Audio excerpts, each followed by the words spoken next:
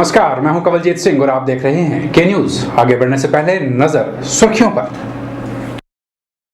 Headlines के प्रायोजक हैं रतन सिंह सराफ एंड सन्स, जहां 1928 से कायम है संपूर्ण गुणवत्ता। और रिफ्रेश, एक ऐसा एहसास जो कर दे आपको रिफ्रेश। पूज्य दलाई लामा हुए 78 के मंडी सुंदरनगर और रिवालसर के तिब्बती समुदाय से जुड़े लोगों ने धूमधाम से मनाया जन्मदिवस। भाजपा कार्यकर्ताओं ने मनाया डॉक्टर श्याम प्रसाद मुखर्जी का जन्मदिवस और डॉक्टर मुखर्जी के चित्र पर फूलमालाएं अर्पित किया उन्हें याद। गोर के वेहरी गांव का एक परिवार बसर कर रहा है मौत के मुहाने पर।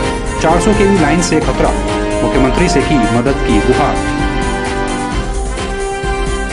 और रूसा लागू होने के बाद छात्र वर्ग है आहत। एबीवीपी ने रूसा को तुरंत प्रभाव से रद्द किए जाने की उठाई मांग, शिक्षा के निजीकरण का लगाया आरोप। तिब्बती समुदाय के पूज्य दलाई लामा 78 वर्ष के हो गए हैं। दलाई लामा के 78वें जन्मदिवस के मौके पर मंडी सुंदरनगर और रिवालसर के तिब्बती समुदाय से जुड़े लोगों ने पूज्य दलाई लामा के जन्मदिवस को खासी धूमधाम से मनाया। इस दौरान आयोजित कार्यक्रम में तिब्बती समुदाय के उच्च स्तरीय पदाधिकारी भी मौजूद थे और साथ ही नगर परिषद अध्यक्ष सुशीला सांकला और उपाध्यक्ष गगन कश्यप ने भी अपनी उपस्थिति दर्ज कराई।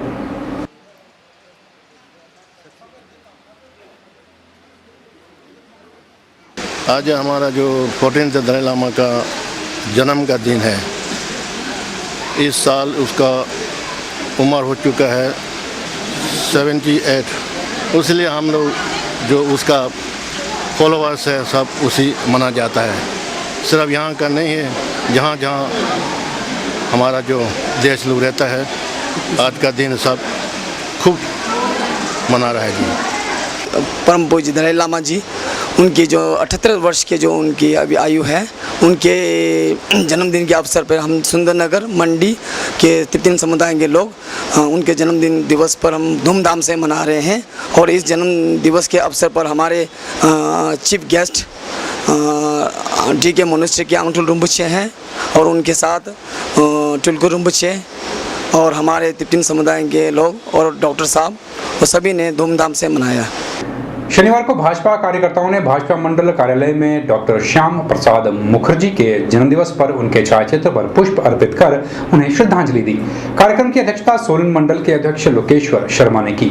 इस मौके पर डॉक्टर श्याम प्रसाद मुखर्जी द्वारा देश के लिए किए गए कार्यों को भी याद किया गया। आपको बता दें कि प्रदेश भर में भाजपा कार्यकर्ताओं द्वारा श्रद्धांजलि कार्यक्रम आयोजित किए गए। सोलन भाजपा मंडल कार्यालय में डॉक्टर श्याम प्रसाद मुखर्जी का जन्म दिवस हर्षोल्लास के साथ मनाया गया। आपको बता दें, डॉक्टर मुखर्जी महान शिक्षाविद, चिंतक होने के साथ साथ भारतीय जनसंघ के संस्थापक भी थे, जिन्हें आज भी प्रखर राष्ट्रवादी व कट्टर देशभक्त के रूप में याद किया जाता है। 6 जुलाई 1901 को कोलकाता के प्रतिष्ठित परिवार में जन्मे डॉक्टर मुखर्जी बहुमुखी प्रतिभा के धनी व शिक्षाविद के रूप में विख्यात हुए। उन्होंने 33 वर्ष की अल्प आयु में कोलकाता विश्वविद्यालय के कुलपति के पदभार की जिम्मेवारी को भी निभाया। इस अवसर पर भाजपा सोलन मंडल अध्यक्ष लोकेश्वर शर्मा ने कहा कि डॉक्टर मुखर्जी के मार्गदर्शन से ही संघ निरंतर आगे बढ़ रहा है। डॉक्टर श्यामा प्रसाद मुखर्जी बचपन से ही बहुत कुशाग्र बुद्धि के थे। उन्होंने बचपन में बहुत सी डिग्रियां हासिल करने के उपरांत देश सेवा का जो प्रण लिया, उसी के आधार पे जब उन्होंने देखा कि हिंदुस्तान में एक झंडा ना होते हुए 2 झंडे और 2 संविधान है, तो उन्होंने उसकी लड़ाई लड़नी शुरू की। और जब वो उस लड़ाई में कश्मीर गए तो कश्मीर में उन्होंने काफ़ी बड़ा एजिटेशन किया और उसी आधार पे आज भी लोग उनको याद करते हैं और हर प्रदेश के कोने कोने में लोग उनको जानते हैं। वहीं मंडी में भी डॉक्टर मुखर्जी का जन्म दिवस आयोजित किया गया। इस मौके पर प्रदेश भाजपा के वरिष्ठ उपाध्यक्ष रामस्वरूप शर्मा ने डॉक्टर मुखर्जी के जीवन चरित्र पर प्रकाश डाला।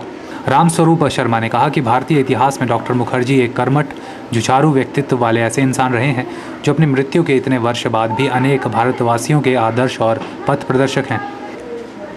के न्यूज़ के लिए सोलन से कीर्ति कौशल की रिपोर्ट। मंडी में गैंगरेप की घटना सामने आने से छात्र संगठन SFI ने इसे एक अभियान के रूप में आगे लाने का निर्णय लिया है। SFI कार्यकर्ताओं के अनुसार वे इस अभियान के तहत लोगों को नारी सम्मान के प्रति जागरूक करने का प्रयास करेंगे। वहीं SFI ने इस गैंगरेप में दोषी पाए गए पुलिस कर्मचारियों के खिलाफ कड़ी कार्रवाई किए जाने की मांग भी की है। इस एवज में उन्होंने ADC मंडी को एक ज्ञापन भी सौंपा। मंडी में 3 पुलिसकर्मियों द्वारा एक महिला का रेप किए जाने का मामला हाल ही में सामने आया है।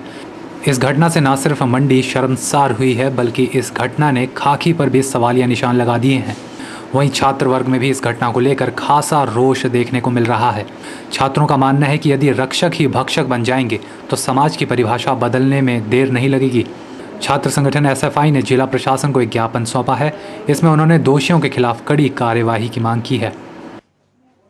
हमने आज जो मंडी में जो गैंग रेप हुआ है उसके खिलाफ डीसी को ज्ञापन सौंपा। वैसे हिमाचल में इस तरह की घटना होना एक आश्चर्यजनक है। तो हम चाहते हैं कि मंडी में जो ये दुष्कर्म हुआ है इनके आरोपियों को कड़ी से कड़ी सजा दें। मंडी में हुए हाल ही गैंग रेप के जिसमें पुलिसकर्मी दोषी पाए गए, हम चाहते हैं कि उन्हें सख्त से सख्त सजा दी जाए।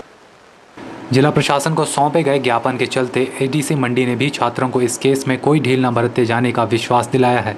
वहीं एसएफआई छात्र संगठन ने इस घटना को एक अभियान के रूप में आगे लाने का निर्णय भी किया है। छात्र नेताओं के अनुसार वे जनता को नारी सम्मान के प्रति जागरूक करने की एक मुहिम छेड़ने वाले हैं। एसएफआई इस मुद्दे को उठाते हुए जो है आज एडीसी मुद्दे को ज्ञापन दिया। हमने कहा है जो दोषी पुलिसकर्मी है जो कि रक्षक है, ये बड़ी शर्मनाक बात है, वो जो इस तरह की घटना करें, इसलिए उनको जो है कड़ी से कड़ी सजा दे, वो हमने मांग की है। और एडीसी महोदय ने भी हमारे को आश्वस्त किया है कि हम जो है इसको एसपी साहब को फॉरवर्ड करेंगे और निश्चित तौर पर उनके खिलाफ कड़ी से कड़ी कार्रवाई होगी। और इन तमाम मुद्दों को लेकर एसएफआई ने निर्णय लिया है कि लोगों को भी शहर के अंदर जागृत करेंगे। इन तमाम चीज़ों से किस तरह से जो है नारी के प्रति जो सम्मान दिखाना है, वो तमाम चीज़ों को लेकर ऐसे भी जो अभियान चलाएगी। एसएफआई कार्यकर्ताओं ने उम्मीद जाहिर की है कि इस घटना के दोषियों के खिलाफ कड़ी कार्यवाही अमल में लाई जाएगी। कैमरा पर्सन लोकेश के साथ ब्यूरो रिपोर्ट के न्यूज़। राजकीय महाविद्यालयों में दाखिला पाने के लिए आज छात्र वर्ग खासी परेशानी झेल रहा है। जिनके अंक जमा 2 में कम हैं, उन्हें दाखिला नहीं मिल पा रहा है। रूसा लागू होने के बाद छात्र वर्ग खुद को आहत महसूस कर रहा है। रूसा को तुरंत प्रभाव से रद्द किए जाने के लिए छात्र संगठन एबीवीपी ने शनिवार को एडीसी मंडी को एक ज्ञापन सौंपा और अपनी मांगों को मुख्यमंत्री तक पहुंचाने का प्रयास किया। रूसा के चलते छात्रों को पेश आ रही दिक्कतों के मद्देनज़र शनिवार को एबीवीपी छात्र संगठन ने एडीसी मंडी को ज्ञापन सौंपा और मुख्यमंत्री तक अपनी बात पहुंचाने का प्रयास किया। एबीवीपी कार्यकर्ताओं के अनुसार आज अधिकतर छात्रों को एडमिशन लेने के लिए निराशा का मुंह देखना पड़ रहा है, जिसके चलते हज़ारों छात्रों का भविष्य दांव पर लगा है। छात्र संगठन एबीवीपी ने रूसा को तुरंत प्रभाव से रद्द किए जाने या इसमें सुधार लाए जाने की मांग की है। यूनिवर्सिटी प्रशासन ने एक रूसा सिस्टम राष्ट्रीय उच्चतर शिक्षा अभियान जो चलाया हुआ है, उसके तहत बहुत सारी जो गलतियां इसमें इस सिस्टम में पाई गई हैं, या तो इसमें सुधार किए जाएं या इस सिस्टम को अडॉप्ट करने से बंद कर दिया जाए, क्योंकि हजारों छात्रों का भविष्य जो इस समय दांव पर लगा हुआ है। अब कोई ऐसे छात्र थे जिनकी आर्थिक स्थिति ठीक नहीं थी, तो ग्रेजुएशन करते थे, उसके बाद कम्पिटिटिव एग्ज़ाम फाइट करते थे और अच्छी पोस्टों में जाते थे। लेकिन सरकार ने और यूनिवर्सिटी प्रशासन ने ये जो एक शिक्षा का स्तर नीचे गिराने का एक जिम्मा लिया हुआ है और इसमें एक जो गलत छात्र विरोधी फैसला इन्होंने लिया हुआ है। एबीवीपी कार्यकर्ताओं ने आरोप लगाया है कि रूसा के तहत प्रदेश में शिक्षा का निजीकरण किए जाने का प्रयास किया जा रहा है। राजकीय कॉलेजों में एडमिशन न मिलने की सूरत में छात्र वर्ग को या तो किसी अन्य विषय में एडमिशन लेना पड़ रहा है या फिर निजी कॉलेजों की ओर रुख करना पड़ रहा है। एक शिक्षा का निजीकरण के लिए इस चीज़ का बढ़ावा दिया जा रहा है और प्राइवेट कॉलेजेस जो चल रहे हैं उनकी एक चांदी जिनको बोल सकते हैं चांदी हो रहा है उनका। तो विद्यार्थी परिषद इस चीज़ की मांग करती है कि जल्द से जल्द इस सिस्टम को बंद किया जाए, या तो विद्यार्थी परिषद फिर सड़कों पर उतरेगी, आंदोलन करेगी, और जिसकी जिम्मेवारी यूनिवर्सिटी प्रशासन और सीएम साहब और प्रदेश सरकार की होगी। छात्रों की माने तो सरकार द्वारा निजी कॉलेजों को फायदा पहुंचाने के लिए ही रूसा लागू किया गया है। एबीवीपी छात्र संगठन ने साफ किया है कि यदि सरकार इस ओर कोई ध्यान नहीं देती है तो वो सड़कों पर उतर आएंगे, जिसकी जिम्मेदारी सिर्फ और सिर्फ राज्य सरकार की होगी। कैमरा पर्सन लोकेश के साथ ब्यूरो रिपोर्ट के न्यूज़। के न्यूज़ में फिलहाल वक्त तो चला है छोटे से ब्रेक का। बने रहिए हमारे साथ और देखते रहिए के न्यूज़।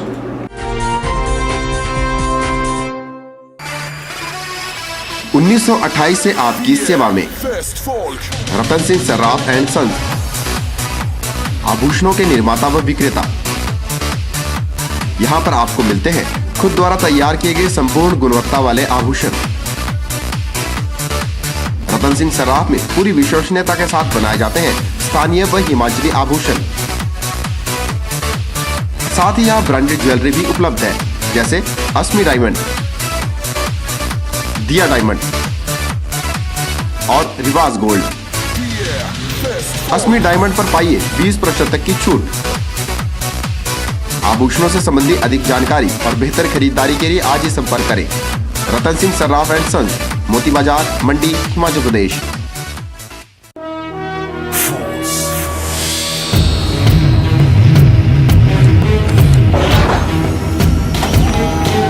रामहरि फोर्स मोटर्स आपके लिए लेकर आए हैं पैसेंजर और कैरियर व्हीकल्स।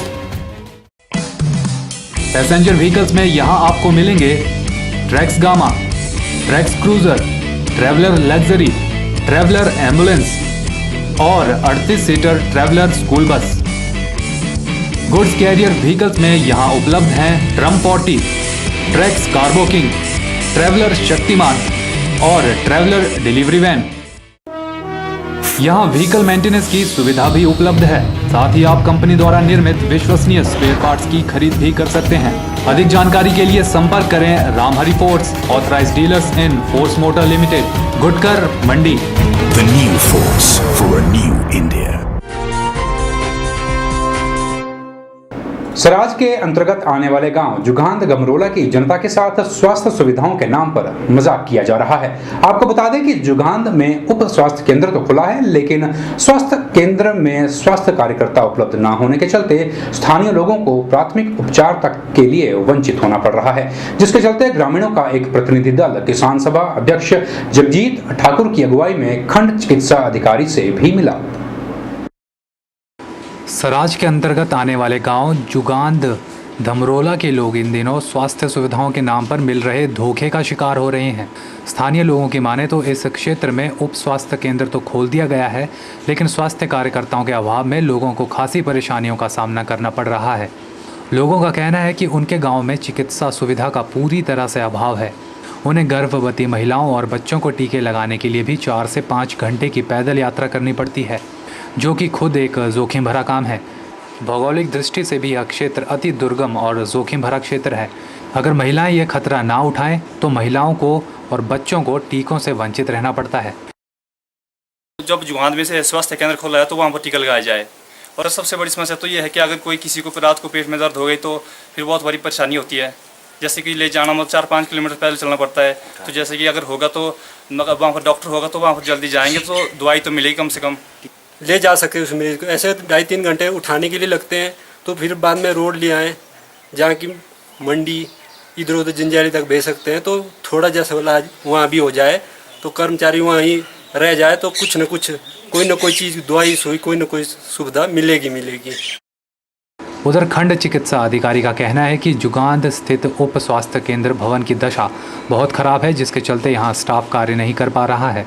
ऐसे में विभाग की असल तस्वीर जनता के सामने है। इस पर किसान सभा का कहना है कि यदि जल्द ही इस समस्या का समाधान नहीं हुआ तो किसान सभा खंड चिकित्सा कार्यालय के बाहर घेराव और धरना प्रदर्शन करने पर बाध्य हो जाएगी। बच्चों का टीकाकरण हो रहा है, टीकाकरण वहाँ नहीं हो रहा है, जरोल के लिए बुलाया जा रहा है। तो उसके चलते हम हिमाचल किसान सभा वार्ड कमेटी जुगांद की तरफ से बीएमओ साहब से मिले। बीएमओ साहब ने जवाब ये दिया कि ये जो क्या कहते हैं हमें एक जगह करना है टीकाकरण, या जरोल वाला बंद करो या तब रोड वाला जुगांद वाला खुलेगा। हमें इस चीज़ से कोई लेना देना नहीं है।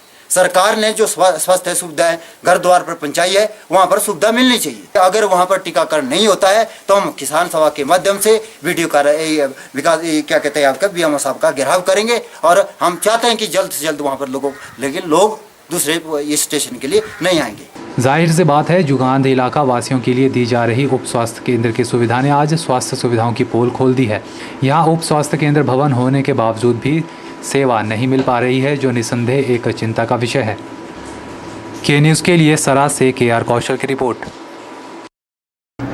गोहर उपमंडल की नौनी पंचायत के वेहरी गांव के नजदीक पार्वती कोल डैम ट्रांसमिशन परियोजना का कार्य चला हुआ है, जिसके चलते एक परिवार को खतरा उत्पन्न हो गया है। IRDP से संबंधित इस परिवार के पास कोई ऐसा साधन नहीं है कि वो अपना पोषण कहीं और जाकर कर सके। इसकी व्यथा सुनकर तो प्रशासन ने भी इससे मुंह मोड़ लिया है, लेकिन अब इस परिवार ने अपनी समस्या को लेकर गुहार लगाई है सूबे के मुखिया से।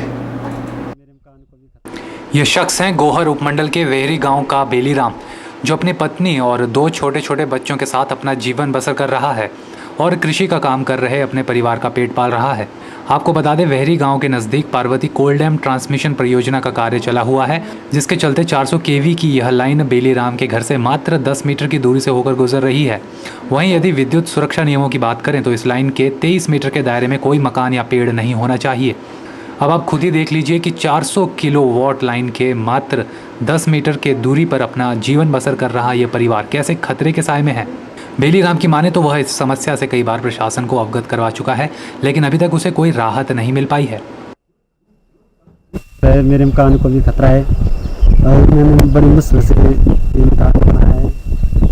और मैंने एप्लीकेशन भी दी थी डीसी साहब को और उन्होंने कुछ भी नहीं इसके बारे में दिया है। और पावर पर बोलते आपको फ्री नहीं दिया जाएगा, आपका 10% और हम 5% का। आप देख सकते हैं इस घर से मात्र 10 मीटर दूर से होकर गुजर रही है 400 केवी की लाइन कभी भी और किसी भी वक्त किसी भी अनहोनी को न्योता दे सकती है। वहीं इस विषय पर स्थानीय पंच का कहना है कि इस मकान को बने 15 साल हो गए हैं और उस समय स्थान पर टावर का कोई नामो निशान नहीं था। उन्होंने बताया कि इस स्थान पर तारें बिछाने से पहले भी मकान मालिक द्वारा तारें ना बिछाने की गुहार लगाई गई थी। इससे पहले इस समस्या का कोई समाधान निकलता, टावर कंपनी ने घर की परवाह किए बिना ही काम शुरू कर दिया। आपने इस मकान को कितना टाइम से देखा इधर? होगी 15-16 साल देखे। वहीं अन्य ग्रामीणों ने भी IRDP से संबंधित इस परिवार पर तरस करने की गुहार लगाई है। जगह में था और टावर लाइन वाले इसको मुआवजा नहीं दे रहे हैं। हमारी यहाँ टावर लाइन वाले से भी गुजारिश है, महकमे वाले से भी कि बेलीराम को मुआवजा देना जरूरी है, क्योंकि बेचारे ने बहुत मेहनत से मकान बनाया हुआ था। अगर बेलीराम ने बनाया तो यहाँ पर टावर का कोई निशान नहीं था। और बेलीराम जो IRDP में भी है और टावर लाइन वाले इसके साथ अन्याय कर रहे हैं। आज इस गरीब परिवार के पास पूंजी के रूप में अटल आवास योजना के तहत मिले इस मकान के अलावा कुछ भी नहीं है। स्थानीय लोगों के अनुसार प्रशासन ने तो इस गरीब की बात को अनसुना ही कर दिया है, लेकिन अब इन्होंने उम्मीद जताई है प्रदेश के मुखिया से। देखना होगा कि इस गरीब की मदद सूबे के मुखिया किस प्रकार करते हैं। के न्यूज़ के लिए गोहर से हरीश की रिपोर्ट। के न्यूज़ में एक बार फिर वक्त चला है छोटे से ब्रेक का, आप देखते रहिए के news.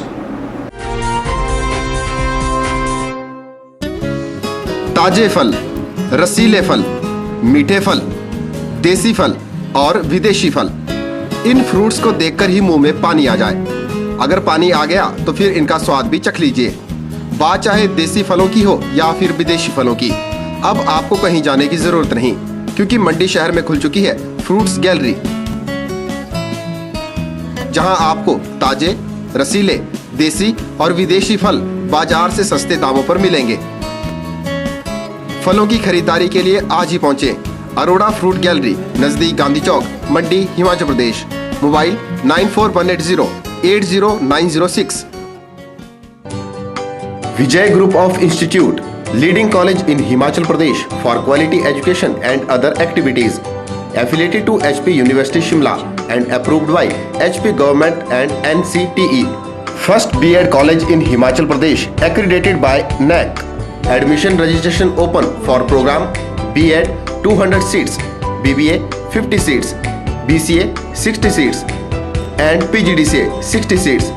Newly introduced JBT course with the intake of 50 seats. Affiliated with HP Board School of Education Dharamshala.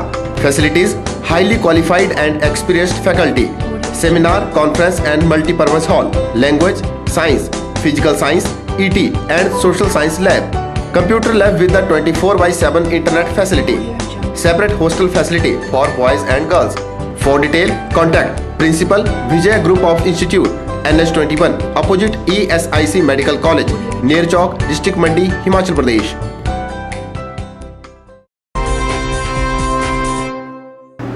शहर की सफाई व्यवस्था दिन ब दिन बिगड़ती जा रही है। जगह जगह गंदगी के ढेर लगे हुए हैं, जिससे लोगों को खासी परेशानी का सामना करना पड़ रहा है। प्रशासन भी इस समस्या की ओर कोई भी ध्यान नहीं दे पा रहा है। हम बात कर रहे हैं सुंदरनगर की। न जाने सुंदरनगर की सुंदरता कहां खो गई है। जहां देखो गंदगी ही गंदगी नजर आ रही है, लेकिन जनता के पास शिकायत के अलावा कोई और चारा नहीं। सुंदरनगर नाम सुनने में कितना अच्छा लगता है, लेकिन इस नाम की वास्तविकता कहीं नज़र नहीं आती। सुंदरनगर इन दिनों गंदगी के ढेरों का शहर बनता जा रहा है। जहां नज़र दौड़ाई जाए गंदगी का आलम नज़र आता है। गंदगी की बदबू, सीवरेज के फटे चैम्बर सुंदरनगर की कुछ अलग सी तस्वीर बयां कर रहे हैं। लोगों की सुने तो उन्हें सीवरेज की गंदगी के कारण पैदल चलने में भी खासी दिक्कतें पेश आती हैं, जबकि प्रशासन इस ओर कोई ध्यान नहीं देता। सुंदरनगर की जो आज की डेट में जो है बहुत ही दयनीय हालत है। आप जहाँ भी देखें वहाँ गंदगी के ढेर लगे हुए हैं। जो भी रास्ते से गुजरता है उसको जो है नाक बंद करके जाना पड़ता है। आप बीएमबी कॉलोनी की बात ले लो, थिएटर के पीछे इतने भांग उगी हुई है, ना उसकी कटाई की उसको कोई व्यवस्था नहीं है।